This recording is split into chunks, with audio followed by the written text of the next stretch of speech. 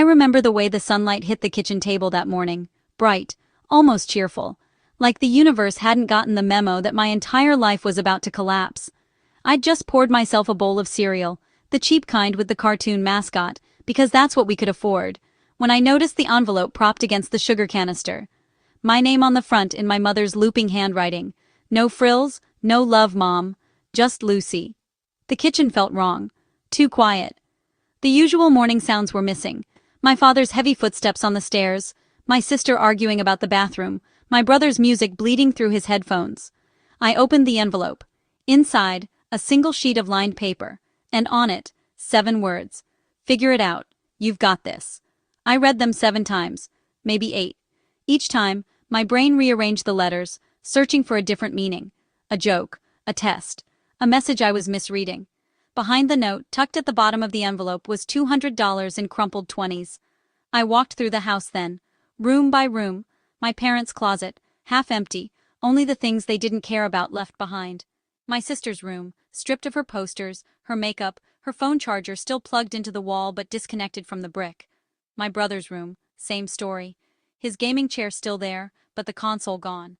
The garage was the confirmation I didn't want. Their car was gone. The moving boxes we'd been using as a makeshift table, gone.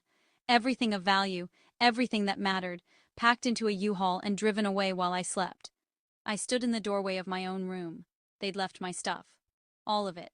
The thrift store dresser, the bed with the broken slat I'd propped up with a textbook, the clothes I'd outgrown but couldn't replace. They hadn't forgotten me. They had chosen to leave me. I called my mother's phone, straight to voicemail. My father's? Disconnected? My sister's number? The one she'd given me in confidence? The one she said she'd always answer? A recording. The number you have dialed is no longer in service. I sat down on the living room floor. The carpet still had indentations from the couch they'd taken. Dust bunnies gathered in the corners where furniture used to be. The afternoon light stretched across the empty room, and I watched it move, hour by hour, until the darkness swallowed everything. That was the first night. It wasn't the hardest. You learn things about yourself when you have no safety net, things you didn't want to know. I learned that I could make $60 last 2 weeks if I ate only instant noodles and stole ketchup packets from gas stations for flavoring. I learned that library bathrooms were cleaner than bus station bathrooms, but both closed eventually. I learned that sleeping in a 24-hour laundromat meant you had to buy a load of laundry you couldn't afford just to have a reason to be there. The house went first, obviously. I didn't have the money for the mortgage, and even if I had, what was I supposed to do? Pay to live alone in a house full of ghosts at 16? I couch surfed for a while, friends from school mostly. Their parents would let me stay a week, 2 weeks before the questions started. Where are your parents? Shouldn't you call someone? Have you talked to social services? I always left before they could answer those questions for me. Foster care wasn't an option I considered. Not because I was too proud, though I was, but because I'd seen what happened to kids in the system. I'd watched a girl in my English class get shuffled through 3 homes in 1 semester, her belongings in a trash bag, her eyes hollow. I wasn't going to become a case number, so I lied. About my age, about my living situation, about everything. I got a job at a diner when I was 17, using a fake ID I paid a guy $50 to make. The owner, a woman named Darlene with smoker's cough and a heart the size of Texas, didn't ask too many questions. She needed a dishwasher who showed up on time. I needed 4 walls and a paycheck. "You got a place to stay?" she asked me on my 3rd night after everyone else had left. She was counting the register, not looking at me. "I'm fine," I said. She looked up then, really looked. The kind of look that sees right through whatever story you're telling. "Okay," she said, and she didn't ask again. But the next week she started leaving food in the break room, enough for 2 people, and she forgot to lock the back storage room, which had a heater and a cot she said was for inventory purposes. I stayed there for 6 months, washed dishes, then waited tables, then learned the register. Darlene taught me how to calculate tips, how to handle rude customers, how to walk home at night with my keys between my fingers. "Keep moving forward," she'd say. "Even when you can't see the ground, just keep moving." I didn't tell her about the note. I didn't tell anyone. By 18, I had a GED and a studio apartment the size of a walk-in closet. By 20, I had a community college scholarship and a part-time job at a small property management firm. By 22, I had a degree in business administration and an offer letter from a real estate development company. The money came slowly at first, then faster than I could keep up with. I didn't do anything special. I wasn't a genius or a prodigy, I just worked harder than everyone else because I had to. I showed up early, stayed late, learned everything I could about every department. I took risks because I had nothing to lose.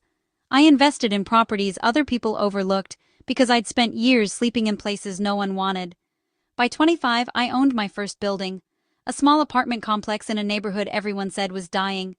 I renovated it myself, floor by floor, learning plumbing and electrical work from YouTube videos and a lot of trial and error. By 28, I owned 7 buildings.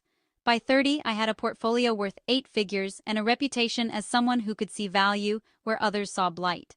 I also had a therapist, a good one, named Dr. Reeves, who I'd started seeing after a panic attack in a grocery store parking lot, triggered by nothing more than a woman who looked like my mother from behind.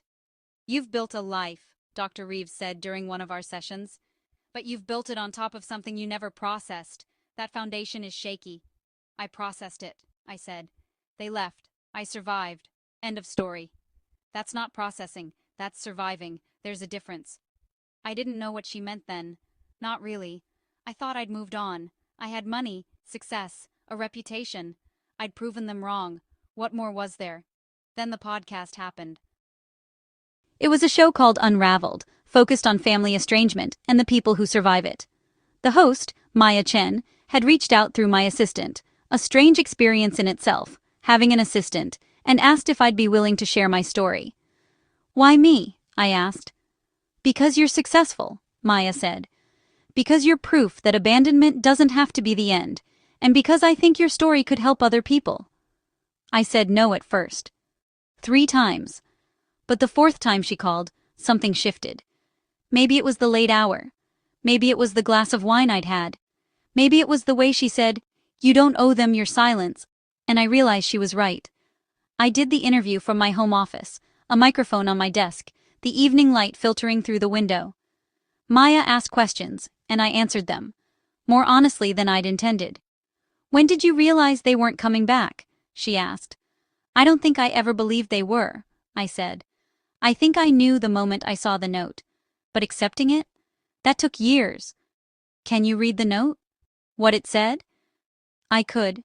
I'd memorized it. Every letter, every curve of my mother's handwriting. I'd replayed it so many times in my head that it had become a kind of prayer, or a curse. "Figure it out," I said. "You've got this." Silence on Maya's end. Then, "That's it?" "That's it." Nothing else? No explanation? No apology? If there was an apology, I never saw it. The interview aired 6 weeks later. It went viral within days. Millions of downloads, articles written about it, people sharing it on social media with captions like, "This is why I don't speak to my family," and "The note that changed everything." I didn't expect that. I didn't expect any of it. And I certainly didn't expect the phone call that came 3 days after the episode dropped. I was in a meeting when my phone buzzed. Unknown number. I let it go to voicemail. The voicemail was from my mother. "Hi, sweetheart, it's Mom. I heard you on that podcast. I didn't know. We didn't know. Can you call me? Please? I'd really like to talk. We all would. Your father misses you. The kids miss you. Just call me, okay? I love you." I played it 3 times. Then I called Dr. Reeves. "Don't respond yet," she said. "Give yourself time to feel whatever you're feeling. Don't act from that place. Act from the place that's thought it through." She said she loves me. Does that feel true? I thought about it. The note, the empty house, the years of silence, the way they'd moved across the country, I later learned, and started over like I'd never existed. "No," I said, "it doesn't." The next call came 3 days later. My father this time, more measured, more careful. "Lucy, your mother told me she reached out. I wanted to give you some space before I called. We've been following your career. We're proud of you. Really proud. We'd love to see you. Catch up. Maybe we could get dinner? Let me know. I'll keep this number active." Then my sister. A text message, not a call. "Hey, it's Chloe. I know you probably hate us, but I saw the podcast. I didn't know they left you like that. I swear I didn't know. Can we talk?" My brother followed. A Facebook message that went to my spam folder, which I didn't find until weeks later. "Big bro here. Mom and Dad told us you chose to leave, that you ran away. That's what we've believed for 12 years. Please tell me that's not true." 12 years. They'd been telling a story about me for 12 years, and in that story, I was the one who left. The rage came then. Not the hot, sharp rage I expected. Something colder. Something that settled into my bones and waited. I called Marcus, my lawyer. Marcus Vega was the kind of lawyer you hired when you wanted to win. He was sharp, relentless, and had a moral compass that pointed due north. He'd handled my business contracts for years, and somewhere along the way, he'd become something close to a friend. "You want to sue your parents," he said, leaning back in his chair. His office overlooked the city, all glass and steel and ambition. "I want them to answer for what they did." "For what they did when you were a minor?" "Lucy, I need to be honest with you. The statute of limitations on child abandonment varies by state, and most of them— I don't care about criminal charges, I don't want them in jail." "Then what do you want?" I'd thought about this. For weeks. For years, if I was being honest. Every time I'd imagined this conversation, the answer had changed. Sometimes I wanted revenge. Sometimes I wanted an apology. Sometimes I wanted them to feel even a fraction of what I'd felt. But sitting in Marcus's office, watching the sun reflect off the buildings I'd helped build, I knew the real answer. "I want the truth," I said. "On the record. In a legal setting where they can't lie without consequences. I want a judge to hear what they did. I want it documented. I want it to follow them the way their abandonment followed me." Marcus was quiet for a long moment. "That's not a typical lawsuit," he said, "but I think I know how we can do it. We'll frame it as fraud, misrepresentation, intentional infliction of emotional distress. We'll argue that their abandonment caused measurable harm that required years of therapy and medical intervention. We'll ask for damages to cover those costs." "And the truth?" "The discovery process will force them to answer questions under oath. Depositions. Document production. They'll have to explain their version of events, and we'll have the chance to cross-examine." I nodded. "How much?" "Don't worry about that." "Marcus." I said, "Don't worry about it. This one's on me." I wanted to argue, but the look on his face stopped me. He understood. Maybe not the specifics, but the shape of it. The need to be seen. The need for someone to finally say, "What happened to you was wrong." "Okay," I said. "Let's do it." The lawsuit was filed on a Tuesday. By Thursday, my mother had called 17 times. I answered the 18. "Lucy? Oh my God, Lucy, is that really you?" "Hello, Mom. We got the papers. We got the— Why would you do this? Why would you sue your own family?" "I'm not suing my family. I'm suing the people who abandoned me when I was 16. That's not what happened. That's not— Someone has told you lies. We never abandoned you. You ran away. You left a note." "I left a note?" "Yes. You said you couldn't live with us anymore. That you needed space. We looked for you for months, years. We hired a private investigator. I slept in a laundromat, Mom. I washed dishes for cash under a fake ID. I didn't run away. You left me. You packed a U-Haul and drove away while I was sleeping, and you left me a note that said, 'Figure it out.'" Silence. "I have the note," I said. "I kept it. I can have it analyzed. Handwriting experts, fingerprints, whatever it takes." "You kept it?" "I kept everything." She started crying then. Loud, ugly sobs that sounded almost real. Almost. "I didn't know," she said. "Your father, he said you'd be fine. He said you were strong. He said— Stop." "But I didn't— Stop. You were there. You wrote the note. I recognize your handwriting. I've been staring at it in my head for 12 years. He made me do it. Nobody made you abandon your 16-year-old daughter." More crying, more excuses, more lies wrapped in the language of regret. "I want to see you," she said finally. "In person, please. I want to explain." "You can explain at the deposition." I hung up. My hands were shaking, my heart was pounding, but underneath the adrenaline, there was something else. Clarity. Chloe found me a week later, not through lawyers or court summons. She showed up at my office building, waiting in the lobby, a bouquet of grocery store flowers in her hands. She looked older, obviously. 12 years would do that. But I still recognized her. The same eyes. The same nervous way she tucked her hair behind her ears. "Can we talk?" she asked. "Please, not as part of the lawsuit. Just—" As sisters. The receptionist was watching. So was the security guard. I could have had her removed, could have walked past her without a word, would have been justified. 5 minutes, I said. We went to a coffee shop across the street. She ordered a latte, I ordered black coffee. We sat by the window. I didn't know, she said. I swear to God, Lucy, I didn't know. Mom and Dad told us you ran away. They said you left a note saying you couldn't handle the family anymore. They said you were going through a phase. And you believed them? I was 14, what was I supposed to believe? I wanted to be angry at her, it would have been easier. But I remembered being 14. Remembered how much I'd trusted my parents. Remembered how easy it was to believe the story they told. When did you figure it out? I asked. The podcast. I was driving home from work, and it came on. I almost changed the station, but then they said your name. And I listened to the whole thing. And I just sat in my car in the driveway for an hour afterward. You could have called me, before the lawsuit. I didn't know how. I didn't know if you'd even want to hear from me. And honestly, I was scared. Of Mom and Dad. Of what they'd do if I reached out. What would they do? Chloe looked down at her latte.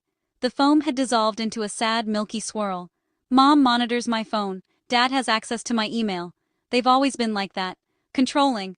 We didn't notice because we were inside it. And now? Now I'm 26 years old and I still don't know how to have a private conversation. I drank my coffee. Let the bitterness sit on my tongue. Where's Jake? I asked. Jake's complicated. He believed the story longer than I did, but he's starting to question things. He found some old documents in the garage, moving receipts, dated the week you were left. Left, I repeated. Not ran away. Left, she said. I know. We sat in silence for a while.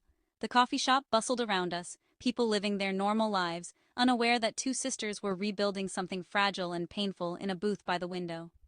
I don't expect you to forgive me, Chloe said. I don't even expect you to trust me, but I wanted you to know. I believe you, and I'm sorry, for all of it. Thank you, I said, and I meant it. But I didn't forgive her. Not yet. Maybe not ever. Some things take more than flowers and a latte. The conference room was sterile. Beige walls, fluorescent lights, a long table with 8 chairs, 4 on each side. Marcus sat to my right, his posture relaxed, but his eyes sharp. Across from us, my parents' lawyer, a woman named Patricia Holloway with silver hair and a diamond wedding set that probably cost more than my first apartment. My parents sat next to her. My father in a navy suit that didn't fit quite right. My mother in a cream-colored blouse, her hair freshly dyed, her makeup carefully applied. They looked like they were going to church. Or a funeral. The court reporter set up her equipment. A videographer adjusted his camera. Everything was being recorded. I'd like to begin with some basic questions, Marcus said. Mrs. Davidson, can you state your full name and relationship to the plaintiff? Margaret Ann Davidson. I'm her mother. And when you say her mother, what does that mean to you? Patricia objected. Relevance? Your Honor, Marcus said, addressing the judge who was observing via video link. The nature of the parent-child relationship is central to this case. Overruled. Answer the question. My mother shifted in her seat. It means I gave birth to her. I raised her. For how long? 16 years. And then? You what? We left. Can you be more specific? Where did you go? We moved to Arizona. Your father got a job there. And the plaintiff? Where was she during this move? Silence. She was at home, asleep. You moved across the country while your 16-year-old daughter was asleep in her bed. Is that correct? We left her a note. Marcus paused, let the words hang in the air. Then he walked to the evidence table and picked up a clear plastic sleeve. Inside it, the note. My note. For the record, Marcus said, I'm entering Exhibit A, a handwritten note dated approximately 12 years ago. Mrs. Davidson, can you identify this note? My mother's face went pale. Yes. Who wrote it? I did. And what does it say? She stared at the note. Her lips moved, but no sound came out. Perhaps I can help, Marcus said. He read aloud. Figure it out. You've got this. He turned to my mother.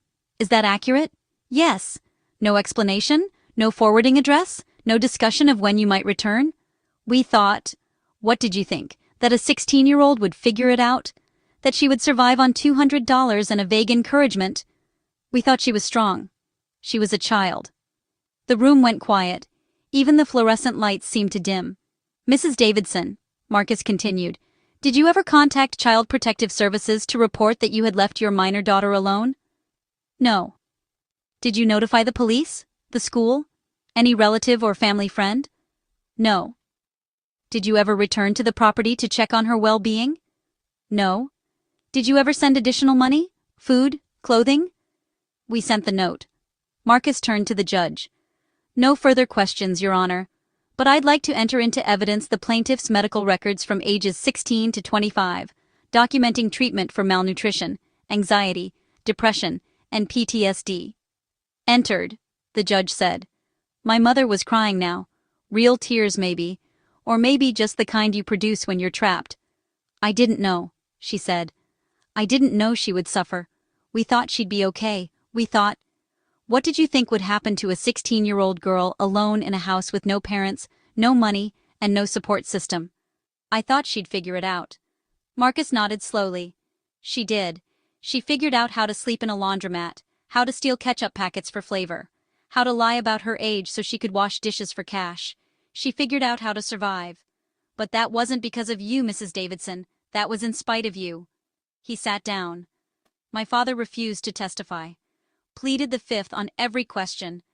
But the documents Chloe had mentioned, the moving receipts, the U-Haul contract, the signed lease for the Arizona apartment dated 3 days before they left, told the story he wouldn't. They had planned it, for weeks, maybe months. They knew exactly what they were doing.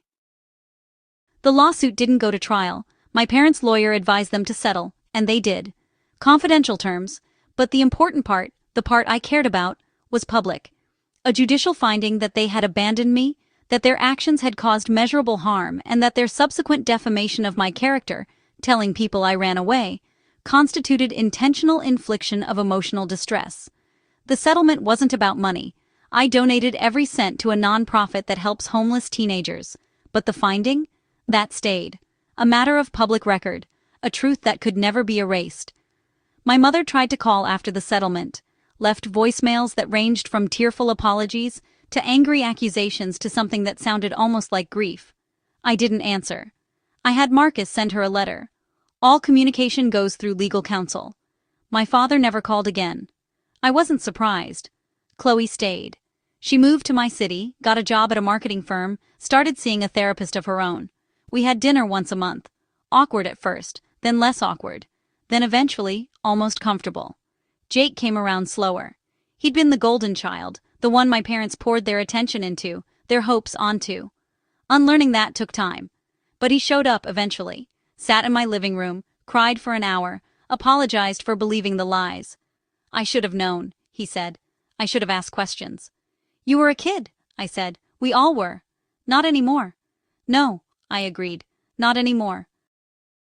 David came into my life 2 years after the lawsuit. We met at a charity gala, the kind of event I used to mock but now hosted. He was a high school history teacher of all things, brought as a guest by a mutual friend, wore a suit that didn't quite fit, and laughed at his own jokes. You're not what I expected, he said, after I'd finished a speech about youth homelessness. What did you expect? Someone harder. You've been through a lot. I read about your case.